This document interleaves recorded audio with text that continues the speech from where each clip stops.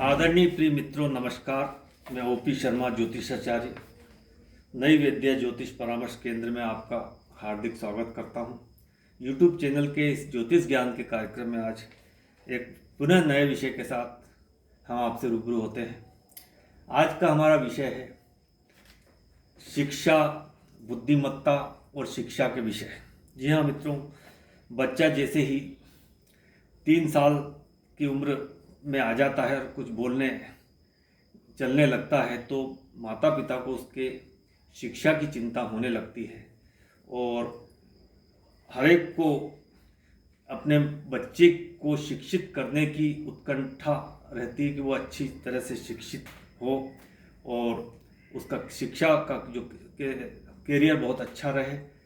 तो इस बात की वो पूछताछ करता है एवं इसके लिए चिंता करता है कि इसे किस लाइन में शिक्षा में डाला जाए, ये सब पूछता है। और शिक्षित होगा या नहीं, ये सब बातें वो कभी कभी ज्योतिषियों से भी पूछता है। तो मित्रों, किसी भी स्कूल गोइंग बच्चे की कुंडली देखकर हम कैसे जानें कि वो शिक्षा का स्तर उसका कैसा रहेगा और उसके कौन कौन से विषय उसको लेना चाहिए और वो बुद्धिमान होगा या नहीं। तो हम आइए जानते हैं। तो ये कुंडली है, इसमें शिक्षा के लिए जो भाव होते हैं वो द्वितीय भाव, चतुर्थ भाव, पंचम भाव व नवम भाव होता है और 8वां भाव भी होता है जो गुप्त विद्या एवं रिसर्च का होता है। और जो शिक्षा के जो कारक ग्रह होते हैं वो बुध होते हैं, गुरु होता है, चंद्र होता है। तो द्वितीय भाव कुंडली में ये द्वितीय भाव होता है। तो द्वितीय भाव से हम 5 से 9 वर्ष की आयु में जब बच्चा होता है तो वहाँ जो शिक्षा प्राप्त करता है उसको देखते हैं। घरेलू संस्कार मिलते हैं इस भाव से, जो कि शिक्षा ये घर से ही प्राप्त होती है, माता पिता से प्राप्त होती है और 5वीं तक की शिक्षा इससे हम देखते हैं।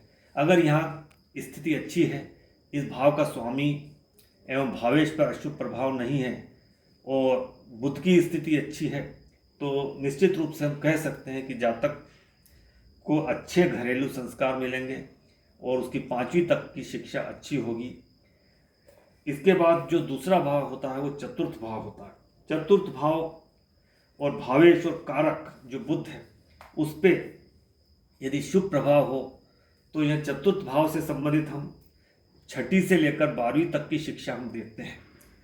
तो चतुर्थ भाव के जो कि शिक्षा का एक बेस होता है, अगर ये जो भाव चतुर्थ भाव जो कि 6ठे से 12वीं तक की शिक्षा यदि बच्चे ने अच्छे से प्राप्त की है और अच्छी मेहनत की है, मन लगाकर पढ़ाई की है, तो इस शिक्षा के ऊपर उसका आगे का शिक्षा का कैरियर डिपेंड करता है, निर्भर करता है।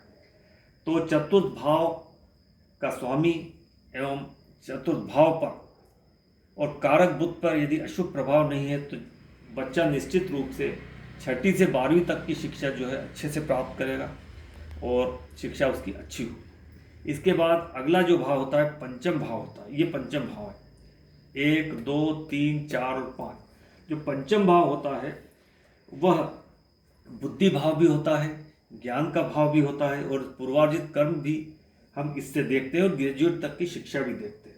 तो पंचम भाव और पंचम का स्वामी और कारक बुध पर यदि शुभ प्रभाव है तो जातक इंटेलिजेंट होगा, बुद्धिमान होगा और उसकी ग्रेजुएट तक की शिक्षा अच्छी प्राप्त होगी, हम ये निश्चित रूप से कह सकते हैं।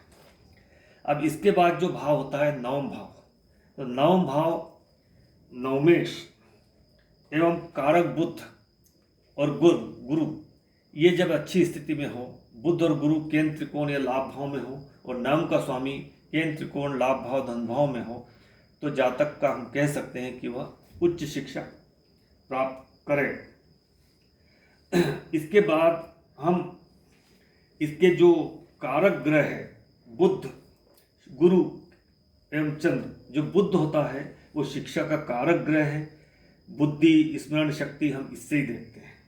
यदि बुध अच्छी स्थिति में है तो जातक शिक्षित होगा, बुद्धिमान होगा और स्मरण शक्ति उसकी अच्छी हुई। गुरु की स्थिति अच्छी है तो गुरु ज्ञान का कारक है। गुरु की अच्छी स्थिति में हम कह सकते हैं कि जहाँ तक शिक्षा प्राप्त करेगा, शिक्षा में मन लगेगा और वो ज्ञान हासिल करेगा। चंद्र की स्थिति यदि अच्छी हो तो बच्चे का मन पढ़ाई में लगता है। चंद्र की स्थिति अच्छी हो तो उसमें एकाग्रता रहती है। अब हम अच्छी शिक्षा जो है उसके लिए कुछ योग होते हैं। अच्छी शिक्षा के लिए हम देखते हैं कि एक सरस्वती योग होता है। सरस्वती योग में नैसर्गिक शुभ ग्रह जो है गुरु, शुक्र एवं बुध यदि केंद्र में हो, त्रिकोण में हो या लाभ भाव या धन भाव में होता है तो ये सरस्वती योग की वजह से बच्चे पर सरस्वती की कृपा होती है और जातक बहुत अच्छी शिक्षा प्राप्त करता है। इसके बाद हम बुधादित्य योग देखते हैं। बुधादित्य योग का मतलब होता है सूर्य और बुध एक साथ। यदि बुधादित्य योग त्रिकोण केंद्र में हो, त्रिकोण में हो, लाभ भाव में हो या धन भाव में हो तो जो बच्चा होता है वह इंटेलिजेंट होता है और उसकी शिक्षा निश्चित रूप से हम कह सकते हैं अच्छी होगी। अच्छी शिक्षित होगा, बोलने में वो कम्युनिकेशन स्किल अच्छी होगी उसकी। इसके बाद द्वितीय भाव का स्वामी और गुरु ये केंद्र त्रिकोण में हो, या केंद्र त्रिकोण में हो, लाभ भाव में, धन भाव में हो तो भी हम कह सकते हैं शिक्षा अच्छी होगी। पांचवा भाव का स्वामी पर बुध, गुरु, शुक्र का प्रभाव हो। इस पंचम भाव, जैसे पंचम भाव में यहाँ गुरु है तो गुरु और शुक्र एवं बुध की स्थिति यदि कुंडली में अच्छी हो, केंद्र में हो, त्रिकोण में हो, लाभ धन भाव में हो तो हम कह सकते हैं जातक की शिक्षा अच्छी हो। पंचम भाव के स्वामी या तो पंचम में ही हो या वो कहीं से दृष्टि दे रहा हो। जैसे गुरु है तो गुरु लाभ भाव से भी दृष्टि दे सकता है, लगन से भी दृष्टि दे सकता है या नवम भाव से भी दृष्टि दे सकता है। तो ऐसी स्थिति हो, पंचम भाव को पंचमेश दृष्टि देता है तो हम कहते हैं कि शिक्षा बहुत अच्छी होगी। बुध, गुरु, शुक्र जो कि नैसर्गिक शुभ ग्रह है पंचम भाव में हो या पंचम को देख रहे हो, वह पंचमेश भी केंद्र त्रिकोण में हो तो भी हम कह सकते हैं शिक्षा अच्छी होगी। अब चतुर्थ का स्वामी और पंचम के स्वामी की युति केंद्र त्रिकोण में हो और उससे पंचम, चतुर्थ के स्वामी और पंचम के स्वामी की युति नैसर्गिक शुभ ग्रह बुध, गुरु, शुक्र के साथ हो जाए। इन दोनों भावों के स्वामी की नैसर्गिक शुभ ग्रह बुध, गुरु और शुक्र के साथ हो जाए तो शिक्षा अच्छी कह सकते हैं। बुध, मंगल एवं चंद्र गुरु या शुक्र के साथ हो, जैसे बुध गुरु या बुध शुक्र, इनके बुध गुरु, बुध शुक्र या मंगल गुरु, मंगल शुक्र या चंद्र गुरु या चंद्र शुक्र इनके साथ हो तो भी शिक्षा अच्छी होती है। इस बिंदु को पुनः दोहराता हूँ, बुध, मंगल, चंद्र इन तीन ग्रहों की युति गुरु या शुक्र के साथ हो तो जातक की शिक्षा अच्छी होती है। जैसे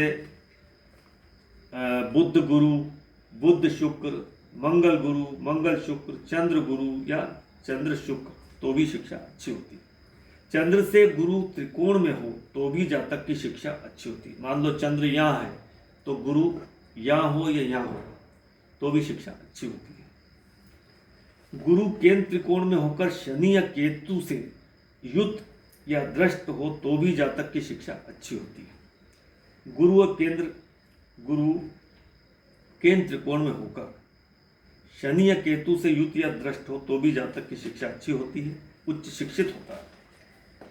अब लग्नेश, पंचमेश एवं नवमेश की युति या परस्पर दृष्टि हो तो भी शिक्षा अच्छी होती है। जैसे ये लग्नेश, ये पंचमेश या नवमेश, ये इन तीनों भावों के स्वामियों की या तो युति हो केंद्र त्रिकोण में या लाभ भाव धन भाव में या एक दूसरे का उनमें दृष्टि संबंध हो तो भी शिक्षा बहुत अच्छी कही जाएगी। लग्न में गुरु बली हो या गुरु केंद्र त्रिकोण में बली होकर बैठा हो तो भी, और वो किसी पाप ग्रह से दृष्ट ना हो, पाप प्रभाव में ना हो तो भी शिक्षा अच्छी होती। लगन में गुरु हो या केंद्र त्रिकोण में गुरु हो, अच्छी स्थिति में हो और पाप प्रभाव में ना हो तो शिक्षा अच्छी कही जाती है। गुरु प्लस केतु की युति हो या गुरु प्लस शुक्र की युति हो तो भी शिक्षा अच्छी कही जाएगी। अब पंचम भाव पर दो पाप ग्रहों का प्रभाव हो तो शिक्षा में रुकावट आती है, शिक्षा ब्रेक हो जाती है, शिक्षा का जो क्रम है तादाद वो टूट जाता है। पंचम भाव पर या पंचमेश पर अशुभ प्रभाव शिक्षा को ब्रेक देता है, शिक्षा रुकावट पूर्ण हो जाती है। अब 8th हाउस जो है वो गुप्त विद्या का भाव है, गुप्त शिक्षा का भाव। अभी यदि 8th हाउस का लॉर्ड पंचम में हो तो जातक गुप्त विद्या प्राप्त करेगा या रिसर्च प्राप्त करेगा, या 8th हाउस का लॉर्ड 8th में ही हो या लग्नेश 8th में हो तो जातक गुप्त विद्या जैसे ज्योतिष, पामिस्ट्री या रिसर्च करता है, वैज्ञानिक बनता है और गुप्त विद्या में रुचि लेता है वो। अब हम पंचम भाव पंचमेश पर यदि विभिन्न ग्रहों के प्रभाव पर का विवरण देते हैं। पंचम भाव पंचमेश, पंचम भाव एवं पंचमेश, पंचम के स्वामी पर सूर्य का प्रभाव हो, सूर्य की, तो जातक को, बच्चे को science, doctor, medicine, chemist, administration line में भेजना चाहिए, उसे साइंस या डॉक्टर लाइन में भेजना चाहिए। यदि पंचम भाव पंचमेश पर चंद्र का प्रभाव हो तो केमिस्ट्री, पोइट्री, आर्ट्स, लिटरेचर या कृषि विज्ञान में उसे जाना चाहिए। मंगल का प्रभाव हो पंचम भाव पंचमेश पर तो साइंस दिलाना चाहिए, doctor, surgeon, civil engineer, architect line में भेजना चाहिए। बुध का प्रभाव हो पंचम भाव पंचमेश पर तो कॉमर्स, गणित, accounts, chartered account, advocate, writing, teaching, communication, speech, journalism आदि विषय में दिलाना चाहिए।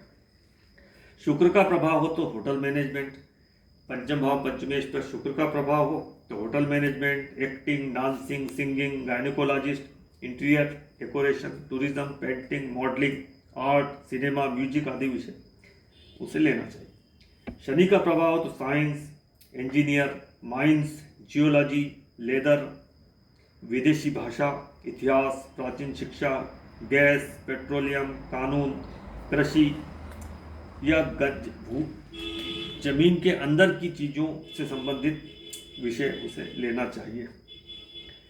राहु यदि पंचम भाव पंचमेश पर हो तो उसे science, doctor, photography, film, electrical engineer, medicine line में भेजना चाहिए। वैसे राहु यदि पंचम भाव में हो तो जातक का मन शिक्षा में कम लगता है राहु की महादशा में। केतु यदि पंचम भाव पंचमेश से संबंध बना रहा हो तो मौसम वैज्ञानिक, आईटी, इंफॉर्मेशन टेक्नोलॉजी, कंप्यूटर, गुप्त विद्या आदि विषयों में उसे जाना चाहिए। गुरु यदि पंचम भाव पंचमेश से संबंध बनाता है तो science, doctor, medicine, homeopathy, Ayurvedic, दर्शन शास्त्र, वेद, वेदांत, कर्मकांड, पंडिताई, धार्मिक शिक्षा, धर्मगुरु, बीमा, बैंकिंग आदि विषय उसे लेना चाहिए। और लेकिन बुध व गुरु की स्थिति हमें अच्छी हमेशा ही देखना चाहिए और साथ में शिक्षा के लिए डिविजनल चार्ट D24 भी अवश्य देखना चाहिए। तो मित्रों, यह बच्चे का जब शिक्षा का उसकी उम्र होने लगती है तो वह कौन सा विषय ले, उसकी बुद्धिमत्ता कैसी होगी, उसका शिक्षा का स्तर कैसा होगा, ये बताने का प्रयास किया गया, संक्षिप्त जानकारी देने का प्रयास किया गया। वीडियो यदि आपको इन्फॉर्मेटिव लगता है तो वीडियो लाइक कीजिए, शेयर कीजिए, चैनल को सब्सक्राइब कीजिए और वीडियो पूरा देखा आपने, इसके लिए मैं आपको धन्यवाद देता हूँ। नमस्कार।